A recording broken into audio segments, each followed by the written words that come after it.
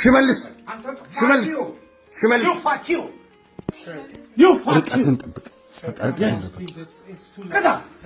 ርቀትን የታዋቂው አርቲስት ሽመልስ አበራ ቅሌቶችንና በስህተት ተለቆ በድጋሚ የተያዘውን ወንጀለኛ እንዲሁም ዛሬ ስለተከሰተው የመሬት መንቀጥቀጥ ይዤላችሁ መጣው። አርቲስት ሽመልስ አበራ እንደተመለከትነው ከ360 ስቱዲዮ ካሜራ ሰርቆ ተደብቆ ሊወጣ ሲል በፖሊሶች ፍተሻ የሰረቀው ዕቃ ተይዞበት በዚህ መልክ ሲዋረድ አይተናል። አርቲስት ሽመልስ አበራ ይህንን ካሜራ ለምን ሰረቀ? ከጀርባስ ተደብቆ እየሰራ ያለውስ ነገር ምንድነው? የሚለውንና በስህተት ተለቆ ከ3 ቀናት ፍለጋ በኋላ የተያዘውን ኢትዮጵያዊ ስደተኛ ወንጀለኛን ዝርዝር ሐሳብ ይዤላችሁ መጣው። ሰላም ውድ የቻናላችን ቤተሰቦች እንዴት ናችሁ? እኔ ተሙዲ ቶክሲዶ ነኝ። ሁሌም ሰላማችሁ ይብዛ እያልኩኝ ለቻናላችን አዲስ የሆናችሁ ሰብስክራይብ፣ ላይክ እና የደወሏን ምልክት በመጫን አዳዲስና ትኩስ መረጃዎችን ይመልከቱ እያልኩኝ ወደ ዝርዝር ሐሳቤ ገባው።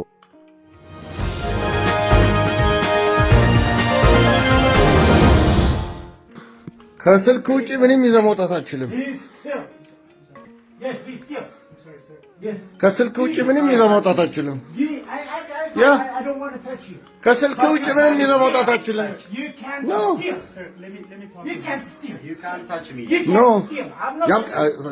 ሽሜ አትጠጋው።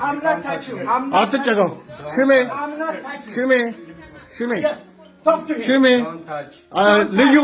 ልዩ ፖሊስ ጋር ደውል። ሽመልስ ርቀትን ጠብቅ። ርቀትን ጠብቅ። ያው ልዩ እየጠራሽ ነው። እናንተን ነው ትልቅ ብለን እዚህ ይሄን ያህል ዓመት በጣም ማፈሪያ በስመ አብ። አሁን አንተ አብይን ትወቅሳለህ። በእግዚአብሔር አንተ አሁን አፍ አለ፣ ሞራል አለ። በምን ሞራል መለኪያ?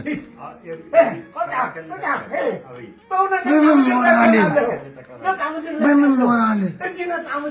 እኔማ ሰርቼ ነው የምበላው። አትሊስት አውርቼ አልበላም። እንዲህ አይነት ምድር መስራት ትፈልጋለህ አንተ? እንዲህ መስራት ትፈልጋለህ? ሽመልስ የታገልከው ለዚህ ነው።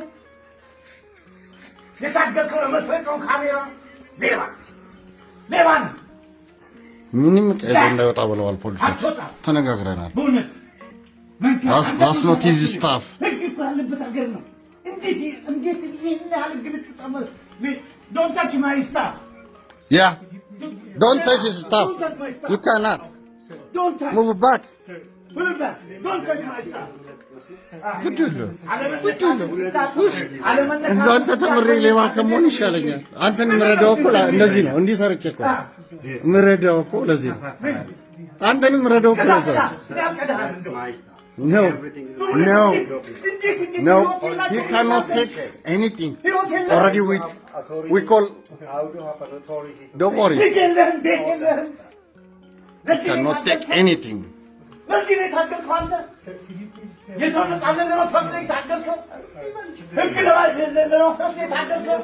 ካሜራ ለመስረቅ ነው። ሌባ አንተን አይደለም። ሂድ እኔ እንጂ 5 ሰዓት አይደለም። ሽሜን በቁሻሻነት ጀስት ፖሊስ ይምጣና እናንተ በእውነት ህግ ያለበት ሀገር እንዴት በጣም ነውረኛ። No, he can't. He can't. Already we call the police. We called. Yes. 911. We called the 911. He can't take.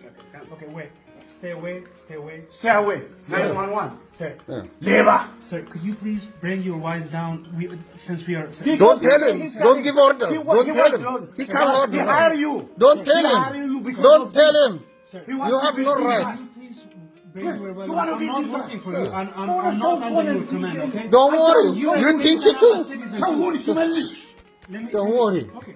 Please, that's why I'm talking to you respectfully. I respect you too. Don't give order for him. No, you work for him. Handle the situation. Sir, could you please calm down? We can handle the situation. Okay. Please. Go ahead. Okay. Go ahead. Thank you. አይሄዱም። አዎ ልዩ ያወራሽ ወረድ ይመጣሉ። ሊወጡ አይዞህ ሊወጡ ሲሉ እዚህ የምንጠብቀው እንትን ነው። አሰላም ህግ ግን ታያለህ። እዚህ ሀገር ህግ እንዴት እንደሆነ አየህ። አም ሪሊ ነው። እቃ ዘርፎ ሊወጡ ሲሉ ዘርፎ እንዳይወጡ ነው። ከኪስ በስተቀር ይዛት ሄደው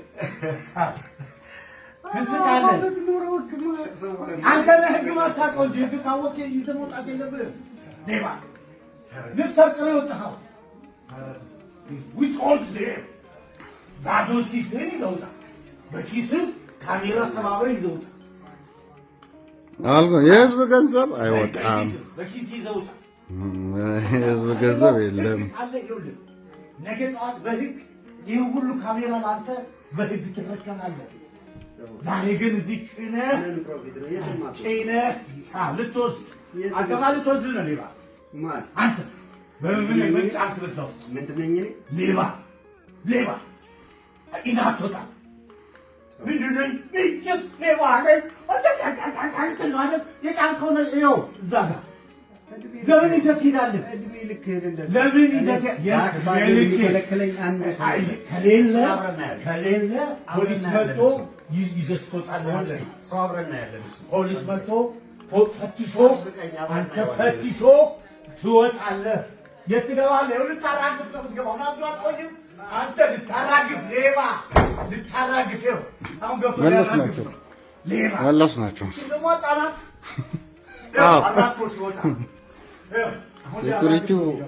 ሴኩሪቲው ሊያስፈራራ ሲሞክር ነው ቀጥል ያልኩት።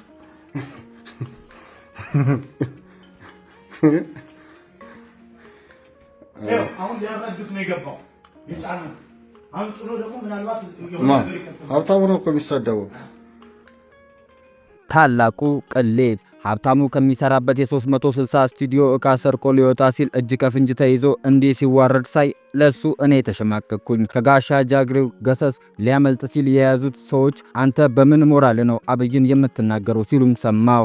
ሀቅ ያናግር ይላል የወሎ ሰው። እነዚህ ናቸው እንግዲህ ጠቅላይ ሚኒስተሩን ሲሰድቡ የሚውሉት። ጎበዝ ጠቅላይ ሚኒስትር አብይ አህመድ 49 ዓመቱ ነው። ሀብታሙ አያሌው 46 ዓመቱ ነው። ሽመልስ አበራ ጆሮ ደግሞ 59 ወይንም ከዚያ በላይ ነው። አብይ 18 ዓመት ሳይሞላው ወታደር ሆነ። 40 ዓመት ሳይሞላው ኮሎኔል ሆነ። የሀገሪቱ ትልቅ ተቋም ኢንሳን መሰረተ። ፒኤችዲውንም ያዘ።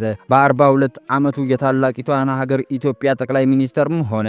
በ43 ዓመቱ በኢትዮጵያ ለመጀመሪያ ጊዜ የዓለም ትልቁን የሰላም ኖቤል ሽልማት ተሸልሞ ሎሬትም ተባለ። ይህ ሁሉ የሆነው ገና በ45 ዓመት ሳይሞላው ነው። ሀብታሙና ሽመልስስ ዘንድሮም በሀገር አሜሪካ የካሜራ ሌባ ተብለው በአደባባይ ይዋረዳሉ። አምነው ኃላፊነት የሰጧቸው ጓደኞቻቸውን ክደው ዕቃ ደብቀው ሊያመልጡ ሲሉ በፖሊስ ኪሳቸው ተበርብሮ ይባረራሉ። ለዛ ለተልካሻ ካሜራ ያልታመኑ ሰዎች በ130 ሚሊዮን የሚቆጠረውን የኢትዮጵያን ሕዝብ የሚያስተዳድረው ጠቅላይ ሚኒስተሩ ላይ አንድ ክፍል ውስጥ ተሸሽገው ይቀበጣጠራሉ። የኢትዮጵያ ሕዝብ ወይ ውሳኔውን ላንተ ትተናል። አንዲት ደቂቃ ስቱዲዮ ተስማምተው መምራት ያቃታቸው የገንዘብ አንበጦችና ኩኩባዎችን እየሰማ የጠላት መጠቂያ አትሁን። ቻይኖች ሲናገሩ ወሬ ሩዝ አይቀቅልም ይላሉ። የሚያወራልህን ሳይሆን በተግባር የሚያሳይህን ተመልከት። በመዋጮ የተገዛውን ካሜራ ሰርቆ የሚያመልጥ ታጋይ ሀገርን ሽጥልኝ ቢባል አይኑን ሳያሽ ስንት ብር እንደሚል የታወቀ ነው። ከሁሉም ጋር እንተዋወቃለን እኮ እኛ ብንናገር የሚሰማን አተን ነበር። ይኸው ከጀርባ የሚዋጉት የኢትዮጵያ አምላክ በራሱ ጊዜ ፀሐይ ላይ አሰጣቸው። አሁን እኮ ሀብትሽ አይኑን በጨዋጥቦ ፖለቲካ ሊተነትን ይመጣ ይሆናል። መቼስ እሱ ሀፍረት አያውቅምና አይዞሽ ገለቴ አለ ቀነኒሳ እያልኩኝ ወደ ቀጣዩ በስተት ወደ ተለቀቀው ኢትዮጵያዊ ወንጀለኛ አመራው። ኢትዮጵያዊ ስደተኛ ፓርክ ውስጥ ተሸሽጎ ተገኘ። ከ3 ቀናት ፍለጋ በኋላ ኢትዮጵያዊ ሀዱሽ ገብረስላሴ ከበቱ ተያዘ። ከእስር ቤት በስተት ተለቆ የነበረው የ38 ዓመቱ ኢትዮጵያዊ ስደተኛ ሀዱሽ ገብረስላሴ ከበቱ በለንደን ፖሊስ እጅ መግባቱ ተረጋገጠ። ሀዱሽ ገብረስላሴ በኤስክስ ክልል የ14 ዓመት ሴት ልጅንና አንዲት ሴትን በጾታዊ ትንኮሳ ወንጀል የ12 ወራት እስራት ተፈርዶበት ነበረ። አርብ ዕለት ከኤችኤምፒ ቼልምስፎርድ እስር ቤት ወደ ኢሚግሬሽን ማቆያ ማዛወር ላይ ሲገባ በሰራተኞች ስህተት ምክንያት በነጻ ተለቆ ነበረ። ከቀናቶች ከፍተኛ ፍለጋ ከተደረገበት በኋላ በሜትሮፖሊታን ፖሊስ ዛሬ በለንደን ፊንስበሪ ፓርክ አካባቢ በቁጥጥር ስር መዋሉን አረጋግጧል። በአሁኑ ሰዓት ሀዱሽ ከበቱ ወደ ፖሊስ ቁጥጥር የተመለሰ ሲሆን በጉዳዩ ላይ ተጨማሪ ህጋዊ እርምጃዎች እንደሚወሰዱ ይጠበቃል እያልኩኝ በስተመጨረሻ በአማራ ክልል ዛሬ ጠዋት 2 ሰዓት ላይ የተከሰተውን መሬት መንቀጥቀጥ እንካቸው። በደብረ ሲና አቅራቢያ በሬክተር ስኬል 4.9 የተከለለ መሬት መንቀጥቀጥ ተከሰተ። በአማራ ክልል ከሚገኘው ደብረ ሲና አቅራቢያ በሬክተር ስኬል 4.9 የተለካ መሬት መንቀጥቀጥ ዛሬ እሁድ ጥቅምት 16 2018 ዓ.ም መከሰቱን የአሜሪካው ጂኦሎጂካል ሰርቬይ መስሪያ ቤት ገለጸ። ንዝረቱ በአዲስ አበባ በተለያዩ አካባቢዎች የተሰማውን ርዕደ መሬት የተከሰተው ጠዋት 2 ሰዓት ከ24 ደቂቃ ላይ ነው። የዛሬው የመሬት መንቀጥቀጥ የተከሰተባት ቦታ ደብረ ሲና 30.5 ኪሎ ሜትር ርቀት ላይ የሚገኝ መሆኑን የአሜሪካው ተቋም አስታውቋል። ርዕደ መሬቱ የደረሰበት ስፍራ ከደብረ ብርሃን 38.8 ኪሎ ሜትር ከአቦምሳ 44.5 ኪሎ ሜትር ርቀት ላይ ነው። ከአምቦምሳ 44.5 ኪሎ ሜትር ርቀት ላይ መሆኑን የጠቆመው መረጃ ካለፈው ዓመት ጀምሮ በተደጋጋሚ የመሬት መንቀጥቀጥ ሲያስተናግድ ከቆየው አዋሽ 75.5 ኪሎ ሜትር እንደሚርቅም አመልክቷል እያልኩኝ የዛሬው ፕሮግራሜን በዚህ ቋጨው። በቀጣይ በሌላ መረጃ እስክንገናኝ ድረስ ሁሌም ሰላማችሁን ያብዛልኝ እያልኩ ተሰናበትኳችሁ።